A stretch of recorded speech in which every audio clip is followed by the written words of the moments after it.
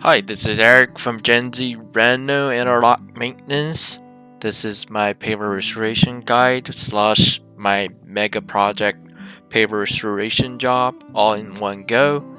I'm just gonna give a briefly introduction on what equipment is needed when it comes to paver restoration. First of all, a heavy duty pressure washer will be your best friend, ideally above 4,000 psi per gallon per minute, and slash the turbo nozzle. With these combo, you can clean those roots, grass, mud really good.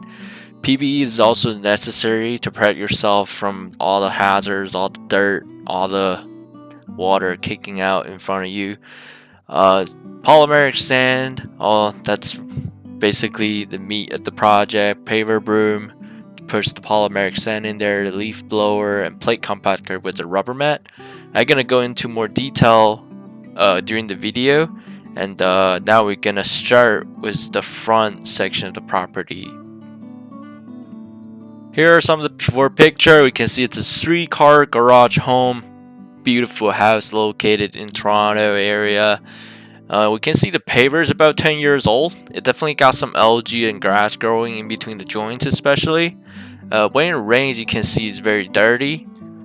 We can tell for sure the grass has been taken care of, but unfortunately, paver need maintenance as well, and that was missing. The huge part is in the backyard.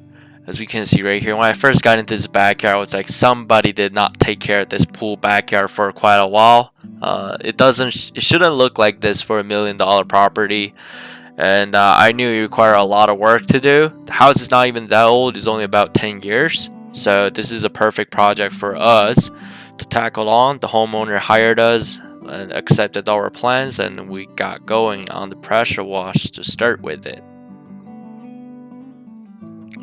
First, it's a front section area. There's quite a bit of algae growing and on the natural stones, so I figured I'm gonna spray some bleach onto it and then helps kill off the organic. It got washed off pretty easy. Mainly is cleaning the joints using the turbo nozzle. Turbo nozzle really, it's a huge game changer when it comes to cleaning those joints, so you really want to use it when you're trying to go for the joints. Now you can see after about 3-4 hours cleaned out a huge chunk of this driveway. This driveway is about 2,000-ish square feet, and you gotta make sure you go through all the joints when you're doing something like this. The front yard of this project wasn't even that hard. The difficult part is in the back, because the pool, high humidity, a lot of organic growing surrounding the area. This place is very humid. You can see a lot of algae, moss just growing on the pavers, in the joints. Polymeric sand is completely destroyed after about 10 years or so. But the pavers are still good though. So we went ham on pressure washing it. We washed this whole thing. There's a lot of difficulty with it because water is not going out properly in certain places, but we tried our best. We washed all the joints. The pool wasn't really taken care of either because the homeowner was actually away during COVID for quite a long time. This is why we're here. We're gonna start with all the pressure washing surrounding the pool area. Now I just want to go a little bit in depth on pressure washing a paver system, especially in a condition like this. Of course, you want to go through all the joints and the surface with turbo nozzle. Turbo nozzle give you a lot of power, so you can push the dirt and mud really good. But when you have a swimming pool in the backyard, you don't want to push all the debris into the swimming pool, especially you don't want to hire someone again to clean the pool. So you want to push it to a pile so you can use a broom to collect them all together and scoop it up, dump into a bin or something like that. You don't want to just push everything everywhere. You want to have a general direction on where you're going at. Of course, this is a very dirty job. You can see I'm wearing full equipment. You're gonna need goggles, you're gonna need mask. Ideally, you need gloves because a lot of vibration are coming from the pressure wash. You're gonna need pants and rain jacket, hats, good shoes, boots to make sure you don't get too dirty. I'm just going through this. This actually took a while. I think it took me the entire afternoon. It looks fast here, but Really just getting every single joints, cleaning out those organic, making sure the old sand are out. Of course, you're gonna wash something into the pool, but that's inevitable at a certain point. You just gotta make sure you clean it up afterwards. I think this backyard is really good for restoration because there's actually not a lot of damage to it. It's just really dirty and a lot of moth and algae.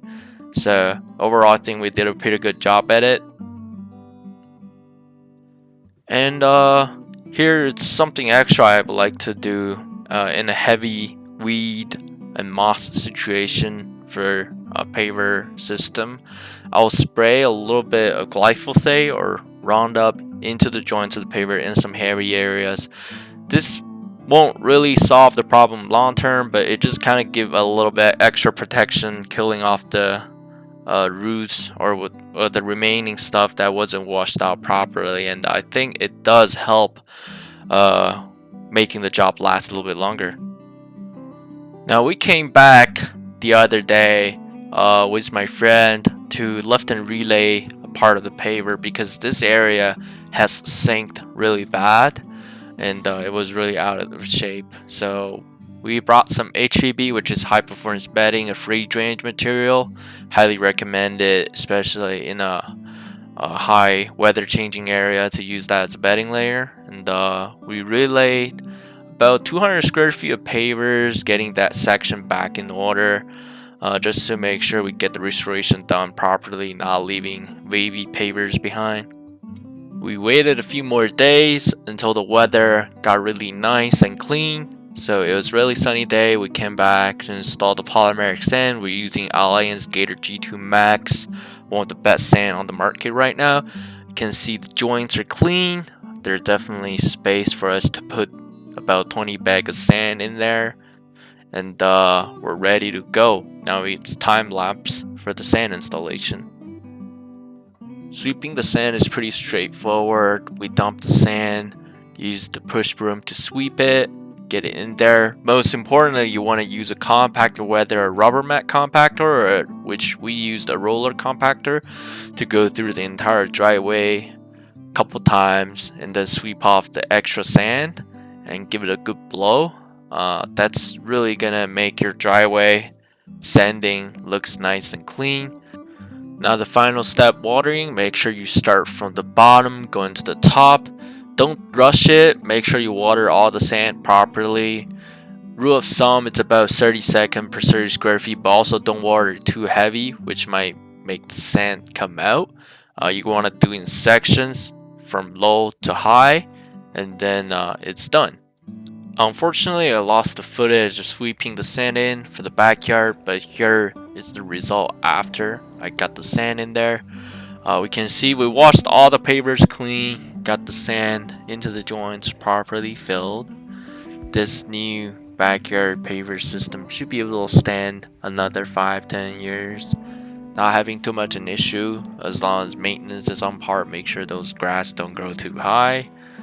Clean off the most of the area pretty good. Lift and relayed the really wavy part. Of course, next year they still gotta get the pool fixed, but at least right now this paver patio is on par with what the property should look like, and the homeowner was really happy about it. And there we go. We're just gonna put up a couple before after picture. I think the change is pretty obvious. Homeowner was really happy. We used 1/10 of the money, got her a pretty good looking backyard back in order, and next year hopefully we're gonna tackle more of these projects. If you guys have any question about pressure washing, sand, or even interlock ceiling, feel free to comment down below. If you like the video, give me a like, subscribe, and thank you so much.